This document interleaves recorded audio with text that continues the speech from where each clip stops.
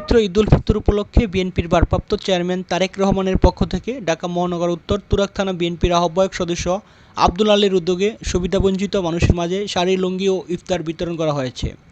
বৃহস্পতিবার বিকালে তুরাগ 53 নং ওয়ার্ড পুরানো কালিয়ারটেক এলাকায় আয়োজিত ঈদ সামগ্রী বিতরণ অনুষ্ঠানে প্রধান অতিথি হিসেবে উপস্থিত ছিলেন তুরাগ থানা বিএনপির ভারপ্রাপ্ত আহ্বায়ক হারুনুর রশিদ খোকা। সময় তিনি বলেন, দরিদ্র ও সুবিধাবঞ্চিত মানুষের মুখে হাসি ফোটানোই আমাদের মূল লক্ষ্য। বিএনপি সবসময় জনকল্যাণমূলক কাজ করে এসেছে এবং ভবিষ্যতেও করবে।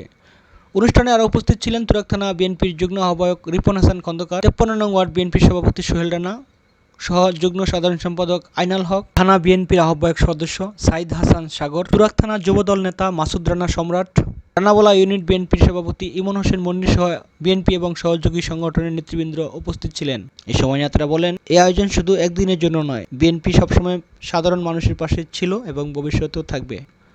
তুরাগ থেকে শাহজালাল দেওয়ান, ইনফো টেলিভিশন। মহানগর বিএনপির আহ্বায়ক আমিনুল হক এবং সদস্য হাজী মোস্তফা জামানের নেতৃত্বে নির্দেশ ক্রমে আজকে 53 নম্বর ওয়ার্ডে আব্দুল আলীর উদ্যোগে আমরা এখানে শাড়ি, লুঙ্গি এবং খাবার বিতরণ করছি।